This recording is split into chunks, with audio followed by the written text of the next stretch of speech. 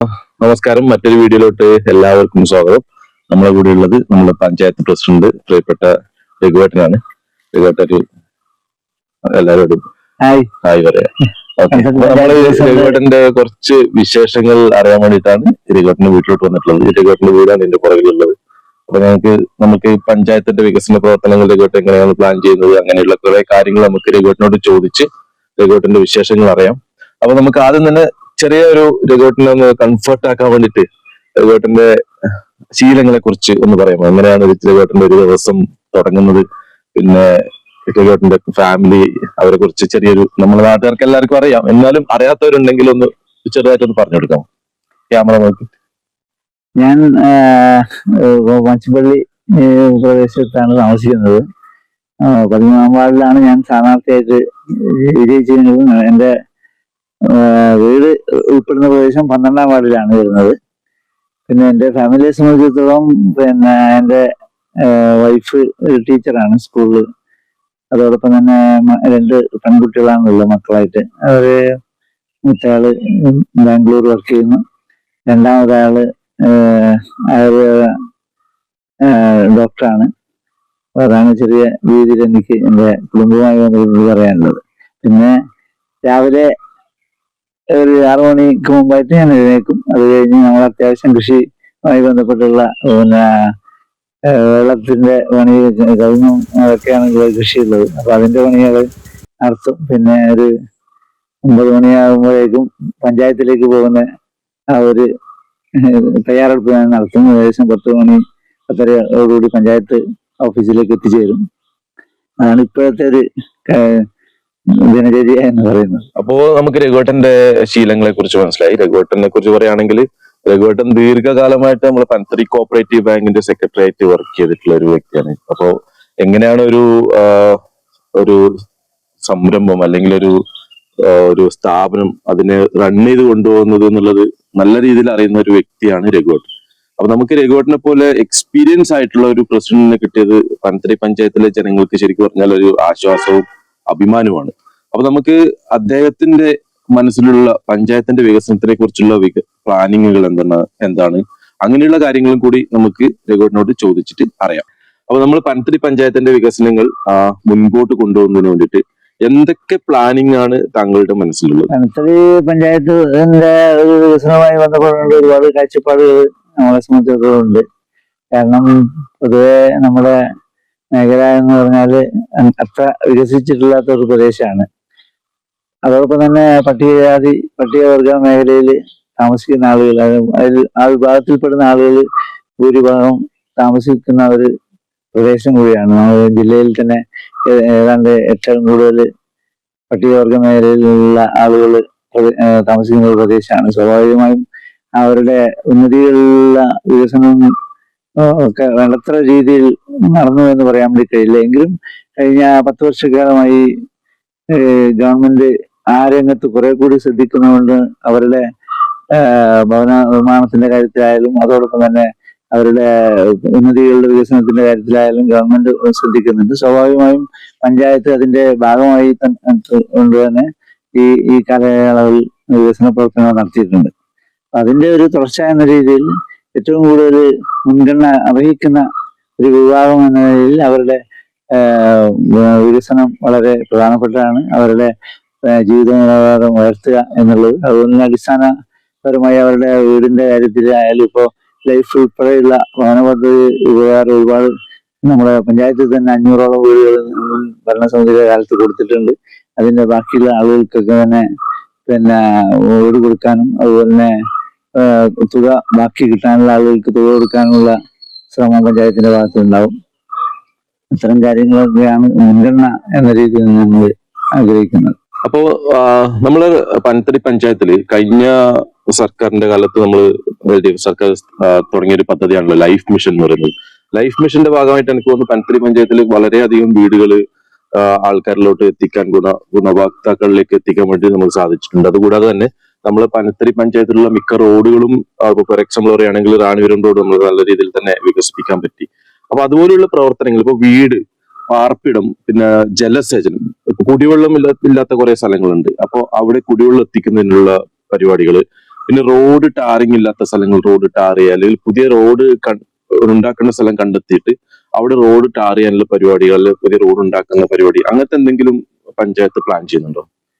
നമ്മള് മുമ്പ് പറഞ്ഞ പോലെ ഈ ലൈഫ് മിഷന്റെ ഭാഗമായി ഏകദേശം 500ഓളം വീടുകൾ ഈ പഞ്ചായത്തിൽ തന്നെ കൊടുത്തിട്ടുണ്ട്. അപ്പോൾ ഏകദേശം അത്യാവശ്യം ആവശ്യക്കാർക്കൊക്കെ തന്നെ വീട് കിട്ടിയിട്ടുണ്ട്. ഇനിയും ഓരോ വാർഡുകളിലും വളരെ കുറച്ച് ആളുകൾക്ക് മാത്രമാണ് ഇപ്പോൾ വീട് ലഭിക്കാനുള്ളത്. അവർക്കും കൂടെ വീട് കൊടുക്കുന്ന കാര്യത്തിൽ പഞ്ചായത്ത് പ്രതിജ്ഞാബദ്ധമാണ്. അതോടൊപ്പം തന്നെ ഓരോ പ്രദേശങ്ങളിൽ ഇപ്പൊ കുടിവെള്ള പദ്ധതിയെ സംബന്ധിച്ച് പിന്നെ കുറെ ഏറെ പദ്ധതികൾ ഇപ്പൊ കഴിഞ്ഞ ഭരണസമിതിയുടെ കാലത്ത് ഏറ്റെടുത്തിട്ടുണ്ട്. അത് പിന്നെ നടപ്പിലാക്കാനുള്ള ശ്രമത്തിലാണ്. അതോടൊപ്പം തന്നെ ഇനി പുതിയ സ്ഥലങ്ങളിലും കുടിവെള്ളത്തിന്റെ സംബന്ധിച്ചിടത്തോളം വലിയൊരു പ്രയാസം നേരിടുന്ന ഒരു പ്രദേശം കൂടിയാണ്. സ്വാഭാവികമായും അത് പരിഹരിക്കാൻ ആവശ്യമായിട്ടുള്ള മുൻഗണന നമ്മൾ കൊടുക്കും. പിന്നെ റോഡുമായി ബന്ധപ്പെട്ടുകൊണ്ട് പറയുകയാണെങ്കിൽ റോഡിന്റെ ഈ ഇപ്പോഴത്തെ ഒരു സ്ഥിതി എന്ന് പറഞ്ഞാൽ പുതിയ റോഡുകൾ ഏറ്റെടുക്കാനുള്ള ഒരു ഫണ്ടിന്റെ ഒരു അപര്യാപ്തത നിലനിൽക്കുന്നുണ്ട്. അപ്പോൾ അതേസമയം പഴയ നിലവിലുള്ള റോഡുകൾ റീടാർ ചെയ്യാനോ അതുപോലെ തന്നെ മെയിൻ്റനൻസ് നടത്താനൊക്കെ ഉള്ള ഫണ്ട് ധാരാളം കിട്ടുന്നതുകൊണ്ട് തന്നെ അതിന് ഒരു പ്രയാസം ഇപ്പോൾ വരുന്നില്ല. അത് സമയബന്ധിതമായി പൂർത്തിയാക്കും. അതാണ് അത് സംബന്ധിച്ച് പറയാനുള്ളത്. നമ്മുടെ നാട്ടിലുള്ള മറ്റൊരു പ്രശ്നമാണ് ഒരു പൊതു ശ്മശാനം നമുക്ക് പനത്തടി പഞ്ചായത്തിൽ ഇല്ല എന്നുള്ളത്. കാരണം ചെറിയ സ്ഥലങ്ങളുള്ള ജനങ്ങൾ, ഇപ്പൊ ഫോർ എക്സാമ്പിൾ ഒരു 2 സെന്റോ 3 സെന്റോ മാത്രം സ്ഥലവും അതിനകത്തൊരു വീടുള്ള ഒരു വ്യക്തി, ആ കുടുംബത്തിലൊരു മരണം നടന്നു കഴിഞ്ഞാൽ ആ മരിച്ച വ്യക്തിയെ ദഹിപ്പിക്കാനും ഉള്ള സ്ഥലം ശരിക്കും പറഞ്ഞാൽ അവർക്കില്ല. അപ്പൊ അതൊരു വലിയൊരു പോരായ്മയാണ് നമ്മുടെ പഞ്ചായത്തിലുള്ളത്. അപ്പൊ നമുക്ക് പഞ്ചായത്തിൽ ഒരു പൊതു ശ്മശാനം നിർമ്മിക്കുന്നതിന് വേണ്ടിയിട്ട് പഞ്ചായത്ത് എന്തെങ്കിലും പ്ലാൻ ചെയ്യുന്നുണ്ടോ രഘുവേട്ടാ? പഞ്ചായത്തുമായി ബന്ധപ്പെട്ടുകൊണ്ട് ഏറ്റവും പരമപ്രധാനമായിട്ടുള്ള ഒരു പിന്നെ ഉത്തരവാദിത്വം ആയിട്ട് തന്നെയാണ് നമ്മൾ ഇതിനെ കാണുന്നത്. കാരണം നമ്മൾ ഈ പറഞ്ഞ പോലെ തന്നെ ഒരാൾക്ക് ഒരു പിന്നെ ആള് മരിച്ചാൽ പിന്നെ അവരുടെ ശവസംസ്കാരം നടത്തുന്നതിനാവശ്യമായിട്ടുള്ള സ്ഥലം, പൊതു ശ്മശാനം ഇല്ലാത്തൊരു പ്രതിസന്ധി നമ്മളെ ഏറ്റവും വലിയ രൂക്ഷമായിട്ടുണ്ട്. നമ്മളെ ഈ പഞ്ചായത്തിൽ തന്നെ അങ്ങനെ ഒരു പൊതു ശ്മശാനം ഇല്ലാത്തൊരു സാഹചര്യം ഒരുപാട് കാലമായി എല്ലാവരും പൊതുപ്രവർത്തകർ ഉൾപ്പെടെ ചൂണ്ടിക്കാണിക്കുന്ന ഒരു വിഷയമാണ്. അപ്പൊ അത് മുൻനിർത്തിക്കൊണ്ട് തന്നെ കഴിഞ്ഞ പഞ്ചായത്ത് ഭരണസമിതി അതിന്റെ തീരുമാനം എടുക്കുകയും അത് സർക്കാരിലേക്ക് അയക്കുകയും ഒക്കെ തന്നെ ചെയ്തിട്ടുണ്ട്. അപ്പൊ അതിന്റെ തുടർ നടപടികൾ എന്ത് തന്നെയായാലും എടുക്കും. അത് പഞ്ചായത്ത് ഈ നമ്മൾ അധികാരമായിട്ട് ഒപ്പം തന്നെ ഫസ്റ്റ് പ്രയോറിറ്റി എന്ന രീതിയിൽ അതിനെ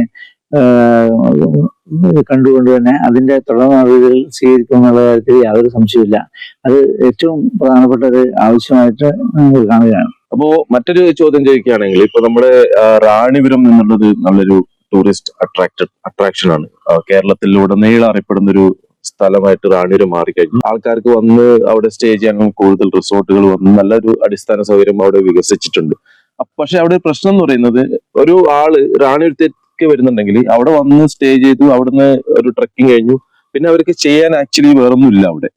അപ്പൊ നമുക്ക് കുറെ റിസോഴ്സുകൾ നമുക്ക് നോക്കുകയാണെങ്കിൽ നമ്മളൊരു പുഴയുണ്ട്, നമ്മളെ പുഴയിൽ ചെക്ക് ഡാമുകളുണ്ട്, അവിടെ ബോട്ടിംഗ് സൗകര്യം ഒരുക്കി കൊടുത്തു കഴിഞ്ഞാൽ ആൾക്കാർക്ക് വന്നിട്ട് ബോട്ടിംഗ് ചെയ്യും. ഇപ്പൊ ചെറുപുഴയിൽ തന്നെ റിവർ റാഫ്റ്റിംഗ് എന്ന് പറയുന്ന സംഭവം വളരെയധികം പ്രശസ്തമായിട്ടുള്ള ഒരു സമയത്തൂടെയാണ് നമ്മൾ കടന്നു പോകുന്നത്. അപ്പൊ അതുപോലെ നമ്മൾ ടൂറിസം വികസിപ്പിക്കുന്നതിനും ആ വികസനത്തിലൂടെ യുവാക്കൾക്ക് കൂടുതൽ തൊഴിലവസരങ്ങൾ ഉണ്ടാക്കുന്നതിനും വേണ്ടി പനത്തടി പഞ്ചായത്തിന്റെ പ്രസിഡന്റ് എന്ന നിലയിൽ താങ്കൾക്ക് എന്തെങ്കിലും മനസ്സിൽ അങ്ങനെ എന്തെങ്കിലും പ്ലാനിങ്ങോ അല്ലെങ്കിൽ ഒരു ഐഡിയ അങ്ങനെ തോന്നുന്നുണ്ടോ? തീർച്ചയായും നമ്മുടെ പഞ്ചായത്തിലെ ഏറ്റവും പ്രധാനപ്പെട്ട ഒരു ടൂറിസ്റ്റ് സ്പോട്ടാണ് റാണിപുരം. റാണിപുരത്തിന്റെ വികസനത്തിന് വേണ്ടിയിട്ട് മുൻഗണന എന്ത് തന്നെയായാലും പഞ്ചായത്ത് കൊടുക്കും. കാരണം നിലവിൽ ഇപ്പൊ ഒരുപാട് സഞ്ചാരികൾ നമ്മളെ നാട്ടിൽ നിന്നായാലും അതോടൊപ്പം വിദേശത്തു നിന്ന് ഉൾപ്പെടെയുള്ള സഞ്ചാരികൾ അവിടെ വന്നു പോകുന്നൊക്കെ ചെയ്തിട്ടുണ്ട്. കുറേയേറെ റിസോർട്ടുകളൊക്കെ അവിടെ പണിതിട്ടുമുണ്ട്, കാര്യങ്ങൾ ഭംഗിയായിട്ട് നടക്കുന്നുണ്ട്. പക്ഷെ കുറെ ഈ പറഞ്ഞ പോലെ കുറെ മറ്റു സൗകര്യങ്ങൾ, അതായത് ഇപ്പോ ഒരു ഗ്ലാസ് ബ്രിഡ്ജ് അവിടെ വന്നിട്ടുണ്ട്. അതോടൊപ്പം തന്നെ അതുമായി ബന്ധപ്പെട്ടുള്ള മറ്റു കുറെ നമ്മുടെ സർക്കാരിന് ഇതെല്ലാം കൊണ്ടുവരാനുള്ള പരിമിതി ഉണ്ട്. സ്വാഭാവികമായും പ്രൈവറ്റ് ഇൻവെസ്റ്റേഴ്സിനെ ആകർഷിച്ചുകൊണ്ട് നമ്മൾ കുറേയേറെ നൂതനമായിട്ടുള്ള കാര്യങ്ങൾ അവിടെ ചെയ്യാനും സഞ്ചാരികൾക്ക് ഏറ്റവും ഗുണപ്രദമായ രീതിയിൽ അത് കൊണ്ടുപോകാനുള്ള ഒരു ശ്രമം പഞ്ചായത്തിന്റെ ഭാഗത്തുണ്ടാവും. മറ്റൊരു കാര്യം, നമ്മുടെ മേഖലയിൽ നല്ല നീരൊഴുക്കുള്ള പുഴ ഒഴുകി വരുന്നുണ്ട്, നമ്മുടെ പാണത്തൂർ പുഴ. സ്വാഭാവികമായിട്ട് ആ പുഴയിൽ പിന്നെ കയാക്കിംഗ് സംവിധാനം ഉൾപ്പെടെയുള്ള, അതുപോലെ ടൂറിസ്റ്റുകൾക്ക് സൗകര്യപ്രദമായ ബോട്ടിംഗ് സംവിധാനം ഉൾപ്പെടെ ആലോചിക്കാൻ നമുക്ക് തീർച്ചയായിട്ടും നമ്മുടെ മനസ്സിലുള്ള ഒരു ഐഡിയയാണ്. അതിപ്പോ പാണത്തൂർ ചെറങ്കടലിൽ ഇപ്പോൾ ഒരു പാലം പണിതുകൊണ്ടിരിക്കുന്നത്. സ്വാഭാവികമായിട്ടും അതിന്റെ ചുറ്റുപാടും അതിനുള്ള സൗകര്യങ്ങൾ ധാരാളമുണ്ട്. അതോടൊപ്പം തന്നെ വളാന്തോട് അത്തരം സൗകര്യങ്ങൾ നമുക്ക് ഉപയോഗപ്പെടുത്താൻ വേണ്ടി കഴിയും. ചില പ്രൈവറ്റ് ഇൻവെസ്റ്റേഴ്സ് അതുമായി ബന്ധപ്പെട്ടുകൊണ്ട് നമ്മളെ സമീപിച്ചിട്ടുണ്ട്. സ്വാഭാവികമായും അതൊക്കെ തന്നെ ചർച്ചയിലൂടെ നമുക്ക് തീരുമാനിക്കാനാവും. റാണിപുരത്തിന്റെ ഒരു വികസനത്തിലൂടെ തന്നെ, കാരണം നമുക്ക് തോന്നുന്നു പിന്നെ റാണിപുരം വികസിച്ചു കഴിഞ്ഞാൽ അതിനോടനുബന്ധിച്ചിട്ടുള്ള അടിസ്ഥാന ടൂറിസം കൂടി വികസിച്ചു കഴിഞ്ഞാൽ പനത്തടി പഞ്ചായത്തിന് തന്നെ ഒരു നല്ലൊരു റവന്യൂ സോഴ്സ് ആയിരിക്കും അതല്ലേ. അതുകൂടാതെ തന്നെ പിന്നെ യുവാക്കൾക്ക് ഇപ്പൊ ഫോർ എക്സാമ്പിൾ നിങ്ങൾ പറഞ്ഞ റിവർ റാഫ്റ്റിംഗ് ഒക്കെ നടത്താൻ സാഹചര്യം ഒരുക്കി കൊടുത്തു കഴിഞ്ഞാൽ യുവാക്കൾക്ക് അതിലൂടെ ഇൻവെസ്റ്റ് ചെയ്യാനും കൂടുതൽ വരുമാനങ്ങൾ ഉണ്ടാക്കാനും സാധിക്കും എന്നാണ് എനിക്കും തോന്നുന്നത്. അപ്പൊ പനത്തടി പഞ്ചായത്ത് അത് മറ്റും തന്നെ മുമ്പോട്ട് പോകുമെന്ന് പ്രതീക്ഷിക്കുന്നു. അപ്പൊ നമുക്ക് അടുത്തൊരു ചോദ്യത്തിലോട്ട് പോവുകയാണെങ്കിൽ, ഇപ്പോ നമ്മൾ റോഡ് വികസനം, ഇപ്പൊ അത് ഭയങ്കര ഒരു ചർച്ച ആയിട്ടുള്ള ഒരു വിഷയമാണ്. വളരെയധികം വർഷങ്ങളായിട്ട് നടന്നുകൊണ്ടിരിക്കുന്ന ഒരു റോഡിന്റെ പണിയാണ് നമ്മൾ കാഞ്ഞങ്ങാട് പാണത്തൂർ റോഡ് എന്ന് പറയുന്നത്. അപ്പൊ അത് ശരിക്കും പറഞ്ഞാല് അതിന്റെ ഒരു പൂർണ്ണതയിലേക്ക് നമ്മൾ എത്തിക്കൊണ്ടിരിക്കുകയാണ് എന്ന് തന്നെ ആയാലും നമ്മള് മറ്റുള്ള സ്ഥലങ്ങളിലെ റോഡ് നോക്കുകയാണെങ്കിൽ എനിക്ക് തോന്നുന്നു നമ്മളൊരു 10 വർഷമെങ്കിലും പുറകിലോട്ടായിരിക്കും ആ റോഡ് വികസനത്തിന്റെ കാര്യത്തിൽ. കാരണം നമ്മൾ ഇത് വളരെയധികം തിരക്കുള്ള റോഡാണ്. അപ്പൊ ഇതിന്റെ വികസന പ്രവർത്തനങ്ങൾ മന്ദഗതിയിലാണ് നടന്നുകൊണ്ടിരിക്കുന്നത്. അപ്പൊ അതൊന്ന് കൂടുതൽ നല്ല രീതിയിൽ ആ റോഡ് വികസനം നടത്തുന്നതിനും പിന്നെ ടൗണുകൾ വികസിപ്പിക്കുന്നതിനും, പനത്തടി ടൗണും വളാന്തോട് ടൗണും അങ്ങനെയുള്ള ടൗണുകൾ വികസിപ്പിക്കുന്നതിനും വേണ്ടി പനത്തടി പഞ്ചായത്ത് പ്രസിഡന്റ് എന്ന നിലയിലും രഘുവേട്ടന്റേതായിട്ടുള്ള ഒരു കോൺട്രിബ്യൂഷൻ എന്ന നിലയിലും രഘുവേട്ടൻ എന്തെങ്കിലും ആലോചനയിലുണ്ടോ അല്ലെങ്കിൽ എന്തെങ്കിലും പ്ലാനിങ്ങിലുണ്ടോ? ഇതെങ്ങനെയാണ് രഘുവേട്ടൻ നമ്മളെ സംസ്ഥാന സർക്കാരിന്റെ മുമ്പിലോട്ട് എത്തിക്കാൻ വേണ്ടിയിട്ട് ആലോചിക്കുന്നത്? അങ്ങനെയുള്ള കാര്യങ്ങൾ നമ്മളെ ജനങ്ങളോടൊന്ന് പറയാമോ? നമ്മുടെ സ്റ്റേറ്റ് ഹൈവേ സംബന്ധിച്ചിടത്തോളം ഒരുപാട് കാലമായി ചർച്ച ചെയ്യപ്പെടുന്ന ഒരു വിഷയമാണ്. കാരണം അതിന്റെ പ്രവർത്തനം മന്ദഗതിയിലാണ് എന്നുള്ളത് ഒരു യാഥാർത്ഥ്യമാണ്.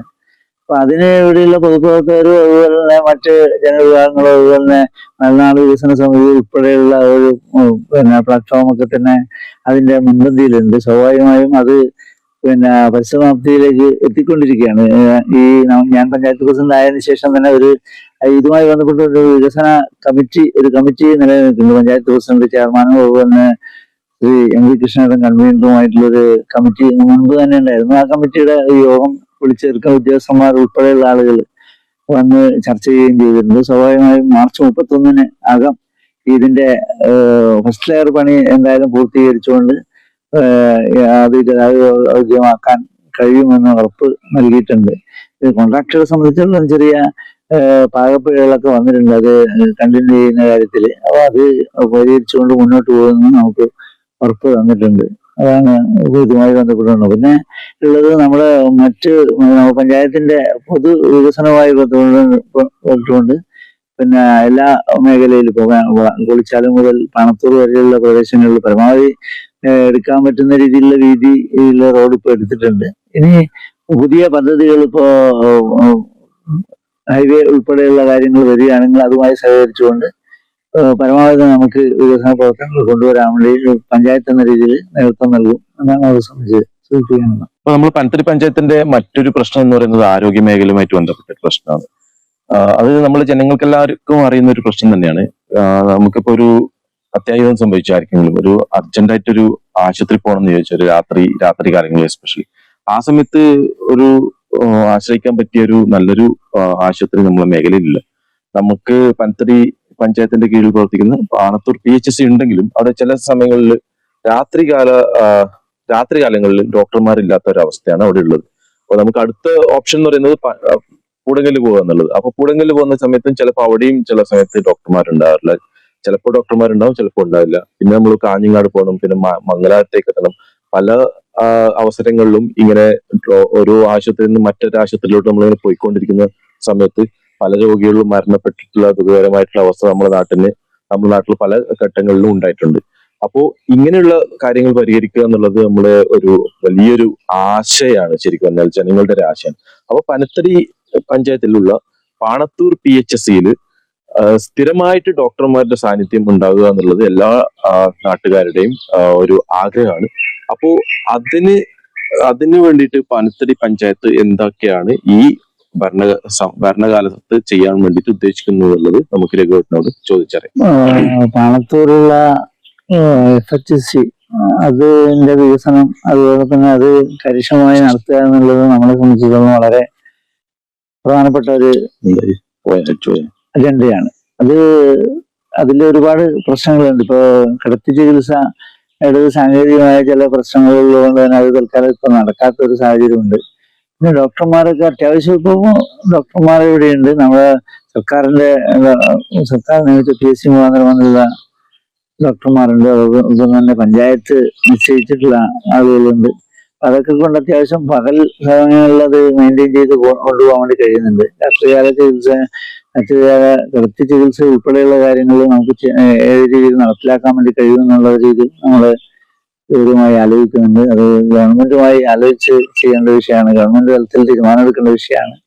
അതാണ് അത് സംബന്ധിച്ച് സൂചിപ്പിക്കാനുള്ളത്. മറ്റത് നമ്മൾ ഈ പഞ്ചായത്ത് ഭരണസമിതി അധികാരം ഏൽക്കുമ്പോൾ അവിടെ ഈ ലാബ് ടെക്നീഷ്യന്റെ ഒരു വേക്കൻസി ഉണ്ട്. അതുകൊണ്ട് തന്നെ ലാബില് പരിശോധനയൊന്നും നടക്കുന്നില്ല എന്നുള്ള നമ്മൾ ശ്രദ്ധയിൽപ്പെടുകയും ബഹുമാനപ്പെട്ട DMOയുമായി ബന്ധപ്പെട്ടുകൊണ്ട് താൽക്കാലികമായി ഒരാളെ കൊടുങ്കല് ആശുപത്രിയിൽ നിന്ന് ഇങ്ങോട്ട് ഡെപ്യൂട്ടേഷനിൽ കൊണ്ടുവരാനുള്ള ശ്രമം നടത്തുകയും അത് പരിസമാപ്തിയിൽ എത്തുകയും ചെയ്തിട്ടുണ്ട്. അപ്പൊ അതിന്റെ പ്രവർത്തനവുമായി ബന്ധപ്പെട്ടുകൊണ്ട് മുന്നോട്ട് പോകും. പരമാവധി ആളുകളുടെ പ്രശ്നങ്ങൾ പരിഹരിക്കുന്നതിന് വേണ്ടിയുള്ള ശ്രമം നടത്തും എന്നാണ് സൂചിപ്പിക്കാനുള്ളത്. അപ്പൊ നമുക്ക് അടുത്ത ചോദ്യത്തിലോട്ട് പോവാം. രഘുവേട്ടാ, നമ്മളെ നാടിന്റെ ഒരു ഇപ്പോഴത്തെ ഒരു പോക്ക് എന്ന് പറഞ്ഞു കഴിഞ്ഞാൽ യുവാക്കളൊക്കെ മൊബൈൽ ഫോണിൽ അഡിക്റ്റ് ആണ്. എവിടെ പോയി കഴിഞ്ഞാലും, ഇപ്പൊ നമ്മളിപ്പോ ടൗണിൽ പോയി കഴിഞ്ഞാലും വീടുകളിൽ പോയി കഴിഞ്ഞാലും ഈവൻ പ്രവർത്തിക്കുന്ന ക്ലബ്ബുകളിൽ പോയി കഴിഞ്ഞാലും അവിടെ ആരും ക്യാരംസ് കളിയോ അല്ലെങ്കിൽ പഴയ പോലെ ചെസ് കളിയോ അങ്ങനത്തെ സംഭവങ്ങളൊന്നും നടക്കുന്നില്ല. എവിടെ പോയി കഴിഞ്ഞാലും എല്ലാവരുടെ കയ്യിലും ഒരു ഫോൺ ഉണ്ടാവും. എല്ലാവരും ഫോണിലായിരിക്കും. എല്ലാവരും ഒരു ഇൻഡിവിജ്വൽ ആണ്. ഇപ്പോ ഒരു ഗ്രൂപ്പ് എന്ന് പറയുന്ന സംഭവം ഇല്ല. അപ്പോ പനത്തടി പഞ്ചായത്തിന്റെ മാത്രം പ്രശ്നമല്ല ഇത്, ഒരു ആഗോളമായിട്ടുള്ള ഒരു പ്രശ്നമാണ്. എന്ന് തന്നെയായാലും ഇപ്പോ പനത്തടി പഞ്ചായത്ത് കേരളോത്സവം വരുന്ന സമയത്ത് ക്ലബ്ബുകൾക്ക് വേണ്ടിയിട്ട് എന്തൊക്കെ കുറച്ച് കാര്യങ്ങൾ ചെയ്യാണ്ട്, അതായത് കാര്യങ്ങൾ ഒന്ന് ക്രോഡീകരിച്ചിട്ട് ആ പരിപാടികൾ നടത്തുന്നുണ്ട്, ക്ലബ്ബുകളെ ഇതിലോട്ട് കൊണ്ടുവരുന്നുണ്ട്. പക്ഷെ എന്ന് തന്നെയായാലും ഓരോ വർഷം കഴിയുമ്പോഴും ക്ലബ്ബുകളുടെ അവര് പാർട്ടിസിപ്പേഷൻ കുറച്ച് കുറഞ്ഞു വരുന്നുണ്ടോ എന്നുള്ള ഒരു കാര്യം നമ്മൾ ശ്രദ്ധിക്കേണ്ട ഒരു കാര്യമാണ്. പിന്നെ നമുക്ക് പനത്തടി പഞ്ചായത്തില് പണ്ട് എന്ന് പറഞ്ഞാൽ കളിക്കാനൊന്നും സ്ഥലം ഉണ്ടായിരുന്നില്ല. ഇപ്പൊ നമുക്കൊരു ഗ്രൗണ്ട് ഓൾറെഡി പാസ്സായിട്ടുണ്ട്. അപ്പോൾ ആ ഗ്രൗണ്ട് എപ്പോഴായിരിക്കും ഇതൊന്ന് റെഡിയായി കിട്ടുക നമുക്ക്? പിന്നെ ഈ പനത്തടി പഞ്ചായത്തിൽ പ്രവർത്തിക്കുന്ന ക്ലബ്ബുകളുടെ ഉന്നമനത്തിന് വേണ്ടിയിട്ട് പനത്തടി പഞ്ചായത്ത് എന്ന രീതിയിൽ എന്തെങ്കിലും ചെയ്യാൻ വേണ്ടിയിട്ട് ആലോചനയിലുണ്ടോ, അല്ലെങ്കിൽ നമുക്ക് എന്തെങ്കിലും ചെയ്യാൻ വേണ്ടി പറ്റുമോ എന്നുള്ളതാണ്. ആലോചനയിലുണ്ടോ എന്നുള്ളത് നമുക്ക് എന്തെങ്കിലും ചെയ്യാൻ പറ്റുമോ, പഞ്ചായത്തിന് എന്തെങ്കിലും ചെയ്യാൻ പറ്റും? ഇപ്പൊ പറയണം, വെള്ളാന്തോടത്തെ കാര്യം പറയുകയാണെങ്കിൽ വെള്ളാന്തോട് 2 ക്ലബ്ബ് ഉണ്ട്, സഹൃദയുണ്ട്, ബൊളിവിയൻസ് ക്ലബ്ബ് ഉണ്ട്. ഈ 2 ക്ലബ്ബും എനിക്ക് ഒന്ന് പഴയ പോലെയല്ല. ഇപ്പൊ എല്ലാവരും ഒന്ന് സൈലന്റ് ആയി, എല്ലാ ക്ലബ്ബുകളും ഒന്ന് സൈലന്റ് ആയിട്ടുള്ള ഒരു കാലഘട്ടമാണ്. അപ്പൊ നമുക്ക് എന്താണ് ആ ക്ലബ്ബുകളെ ഒന്ന് മുമ്പോട്ട് കൊണ്ടുപോകുന്നുണ്ട് ഇത് ചെയ്യാൻ വേണ്ടിട്ട് സാധിക്കുക? തീർച്ചയായും ഈ യുവാക്കള് ഇപ്പോ പഴയ പോലെ സജീവമായി വരാത്തൊരു സാഹചര്യമുണ്ട്. സ്പോർട്സ് രംഗത്തും അതുപോലെ ആർട്സ് രംഗത്തൊക്കെ സജീവമായി വരാത്തൊരു സാഹചര്യമുണ്ട്. അത് പല കാരണങ്ങളുണ്ട്. അതില് ഇപ്പോ പുറമെ യുവാക്കളെല്ലാം കുറച്ചൊരു ഡിഗ്രി ഒക്കെ അയക്കുന്ന സ്വാഭാവികം പുറത്തേക്ക് പോയി പഠിക്കുന്ന സാഹചര്യം വരുമ്പോൾ നാട്ടില് ഇത്തരം യുവാക്കളുടെ എണ്ണം വളരെ കുറഞ്ഞു വരുന്ന ഒരു സാഹചര്യമുണ്ട്. നമ്മളെ സംബന്ധിച്ചിടത്തോളം ഇപ്പൊ കഴിഞ്ഞ ഭരണസമിതിയാണെങ്കിലും ഫസ്റ്റ് പരിഗണന കൊടുത്തുകൊണ്ട് ഈ മാച്ചിപ്പള്ളി അല്ലെങ്കിൽ വെള്ളാന്തോട് ഒരു കളിസ്ഥലത്തിന് വേണ്ടി സ്ഥലം എടുത്തിട്ടുണ്ട്. അപ്പൊ അതിന്റെ പ്രാഥമിക പ്രവർത്തനങ്ങൾക്ക് നല്ല നേട്ടം തന്നെ നടത്തിയതാണ്. അപ്പോ യുവജനക്ഷേമ വകുപ്പുമായി ബന്ധപ്പെട്ടുകൊണ്ട് ഒരു 50 ലക്ഷം രൂപ അനുവദിച്ചിട്ടുണ്ട്. അപ്പൊ ഒരു 50 ലക്ഷം കൂടി KDP മുഖാന്തരം അതിലെ MLA മുഖാന്തരം നമുക്ക് ഫണ്ട് അനുവദിക്കുകയാണെങ്കിൽ അതുകൂടെ ഉൾപ്പെടുത്തിക്കൊണ്ട് 1 കോടി രൂപയുടെ ഒരു പ്രൊജക്ട് തയ്യാറാക്കാൻ ആവശ്യമായിട്ടുള്ള ശ്രമങ്ങൾ തുടങ്ങിയിട്ടുണ്ട്. അത് മുന്നോട്ട് കൊണ്ടുപോകും. അപ്പോൾ ഈ ഫണ്ടിന്റെ ഒരു ലഭ്യത വരുന്നവർക്ക് അതെന്ത് തന്നെയായാലും നമ്മൾ യാഥാർത്ഥ്യമാക്കാനുള്ള ഏറ്റവും ഇച്ഛാശക്തിയോടുള്ള പ്രവർത്തനം നടത്തും എന്നാണ് അത് സംബന്ധിച്ച് പറയാനുള്ളത്. മറ്റൊരു കാര്യം, ഇപ്പൊ ക്ലബ്ബുകള് സ്വാഭാവികമായിട്ടും ഞാൻ നേരത്തെ പറഞ്ഞ പോലെ വേണ്ടത്ര സജീവമല്ലാത്തൊരു സാഹചര്യം ഉണ്ട്, നിലനിൽക്കുന്നുണ്ട്. അത് ഈ കേരളോത്സവം വരുമ്പോൾ മാത്രം സജീവമാകുന്ന ഒരു സാഹചര്യം ആണ് ഉള്ളത്. കാരണം കേരളോത്സവം പഞ്ചായത്ത് അതോടൊപ്പം തന്നെ ക്ലബ്ബുകളുടെയും നേതൃത്വത്തിൽ നടക്കുന്ന ഒരു പരിപാടിയാണ്. അപ്പൊ അത്തരം ഘട്ടങ്ങളിൽ കുറച്ച് യുവാക്കളെല്ലാം, അതുമല്ല മാത്രമല്ല ഈ ക്ലബ്ബുകൾ നേതൃത്വം കൊടുത്തുകൊണ്ട് കുറച്ച് ആളുകളെ പങ്കെടുപ്പിക്കാൻ വേണ്ടി ശ്രമം നടത്തുന്നുണ്ട്. ഇപ്പോൾ പ്ലാന്തോട് പിന്നെ 2 ക്ലബ്ബുകളും നല്ല രീതിയിലുള്ള പ്രവർത്തനങ്ങൾ നടത്തുന്ന ക്ലബ്ബുകളാണ്. ഇപ്പൊ മാച്ചിപ്പള്ളി നമ്മുടെ പിന്നെ ഗ്രന്ഥശാലയുണ്ട്, അതൊക്കെ നല്ല രീതിയിൽ പ്രവർത്തിക്കുന്ന സ്ഥാപനങ്ങളാണ്. ഇപ്പോൾ മറ്റു പല മേഖലകളിലും നേരത്തെ നല്ല ഒരുപാട് ക്ലബ്ബുകളും ഒക്കെ ഉണ്ടായിരുന്നതാണ്. അതൊക്കെ ഇപ്പോൾ നാശോന്മുഖമായിട്ടുള്ള ഒരു സാഹചര്യമുള്ളത്. നേരത്തെ ആണെങ്കിൽ അവർക്കൊക്കെ ഫർണിച്ചറുകൾ അതുപോലെ തന്നെ കളിക്കോപ്പുകളൊക്കെ കൊടുക്കുന്ന ഒരു സാഹചര്യം നിലനിന്നിട്ടുണ്ടായിരുന്നു. പക്ഷെ ഇപ്പൊ ക്ലബ്ബുകളൊന്നും സജീവമാകാത്തത് കൊണ്ട് തന്നെയാണ് അത്തരത്തിലുള്ള പ്രൊജക്ടുകളൊന്നും വെക്കാൻ വേണ്ടിയിട്ട് പഞ്ചായത്ത് സാധാരണഗതി ശ്രമിക്കാത്തത്. പിന്നെ നമ്മള് സ്റ്റേറ്റ് ഗവൺമെന്റ് തന്നെ ഒരു പ്രൊജക്റ്റാണ് ഇപ്പോ പഞ്ചായത്ത് അടിസ്ഥാനത്തിലുള്ള ഒരു കളിസ്ഥലം എന്നത് കുറച്ചുകൂടി ഡീസെൻട്രലൈസ് ചെയ്തുകൊണ്ട് ഓരോ വാർഡിലും ഓരോ കളിസ്ഥലം എന്ന രീതിയിലേക്ക് പഞ്ചായത്തുകൾ ഏറ്റെടുക്കണം എന്നുള്ള നിർദ്ദേശം ഗവൺമെന്റിന്റെ ഭാഗത്തു നിന്നുണ്ടായിരുന്നത്. ഘട്ടം ഘട്ടമായി അത്തരം ആ ഒരു രീതിയിലേക്ക് പഞ്ചായത്ത് മാറും എന്ന കാര്യത്തിൽ നമുക്ക് ഉറപ്പുണ്ട്. നമ്മളെ മറ്റൊരു പ്രധാനപ്പെട്ട ആതുരാലയമാണ് ഈ ഗവൺമെന്റ് ആയുർവേദ ആശുപത്രി പനത്തടിയിലുള്ളത്. അപ്പൊ അതില് ഒരു പുതിയ സംരംഭം എന്ന രീതിയിൽ കിടത്തി ചികിത്സക്ക് ആവശ്യമായിട്ടുള്ള തീരുമാനം ഗവൺമെന്റ് അനുകൂലമായ തീരുമാനം എടുത്തിട്ടുണ്ട്. സ്വാഭാവികമായും നമുക്കതിന് കുറച്ച് സ്ഥലം ആവശ്യമുണ്ട്. അപ്പൊ ആ സ്ഥലം എടുക്കുന്ന കാര്യത്തിലാണ് ഇപ്പോ പഞ്ചായത്ത് ഒരു തീരുമാനം എടുക്കേണ്ടതുണ്ട്. നല്ല പരിഗണന കൊടുത്തുകൊണ്ട് ആ സ്ഥലം ഏറ്റെടുത്ത് വലിയൊരു ബാധ്യത പഞ്ചായത്തുമായി ബന്ധപ്പെട്ടുകൊണ്ട് വരും. ആരെങ്കിലും പ്രൈവറ്റ് വ്യക്തികൾ ഫ്രീ ആയി തരികയാണെങ്കിൽ നമുക്ക് സന്തോഷമുള്ളൂ. അല്ലെങ്കിൽ പഞ്ചായത്ത് തന്നെ ആ സ്ഥലം ഏറ്റെടുത്തുകൊണ്ട് കിടത്തി ചികിത്സക്കുള്ള ആവശ്യമായിട്ടുള്ള ആയുർവേദ ആശുപത്രിയുടെ വികസനം യാഥാർത്ഥ്യമാക്കാൻ ശ്രമിക്കും എന്നാണ് പറയാനുള്ളത്.